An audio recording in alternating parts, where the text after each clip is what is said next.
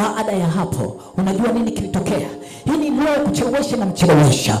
Baada ya hapo miaka 14 akapewa mwanamke mwingine ambaye ni Laeli. Tayari akawa na wake wawili, lakini ni maskini.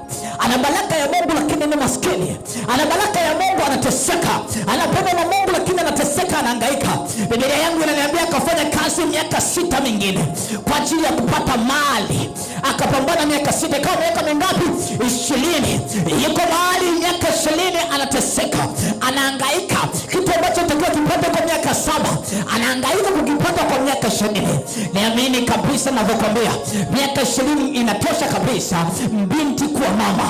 Miaka 20 inatosha kabisa mtu kupata kazi na kwenda kustafu.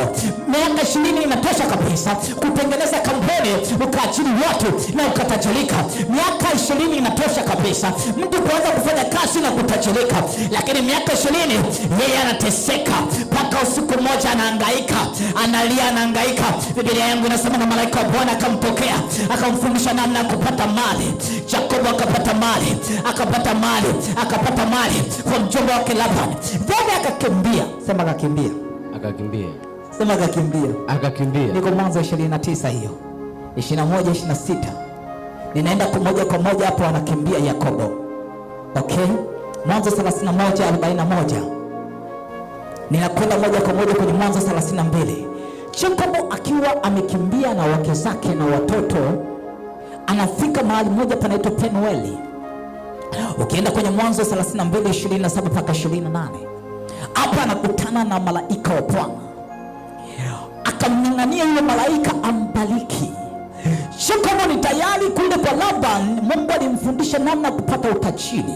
Kwa alikuwa tayari ana kondoo, ana mbuzi, ana ng'ombe. Lakini alipokutana na malaika akamng'ang'ania. Akamwambia nibariki. Mimi nikajua kupata watoto ameshabarikiwa. Nikajua kupata wake ameshabarikiwa. Nikajua kupata kondoo na ng'ombe kutoka kwa Laban tayari amebarikiwa. Yakobo analilia nini hapa? Analilia kwa sababu ameona roho ya kuchelewesha kinavyomchelewesha, inavyozuia baraka. Akamwambia sitakuachia mpaka unibariki. Yule malaika akasema natamani nikubariki, lakini unaitwa nani? Akamwambia naitwa Yakobo. Akamwambia kuanzia leo hautaitwa Yakobo, utaitwa Israeli. Utaitwa Israeli, mbarikiwa wa Mungu, utaitwa Israeli. Kwa maana baada ya hapo, Biblia yangu inaniambia Yakobo alirudi kule, ndugu yake Esau ambaye alimwibia uzalio wa kwanza, ambaye alikuwa anatafuta amuue, alikuja kumlaki, anamkimbilia. Ni nini? Aliyemwibia uzalio wake wa kwanza alikuwa ni Yakobo. Huyu aliyerudi sio Yakobo, ni Israeli, mtu ambaye amebarikiwa baraka ya Bwana. Kwa kilichomchelewesha Yakobo, namba moja ilikuwa ni jina lake. Jina lake lilikuwa ni sababu ya kumzuia, kwa sababu wazazi walimpa jina pasipo kujua, walimuita mwizi.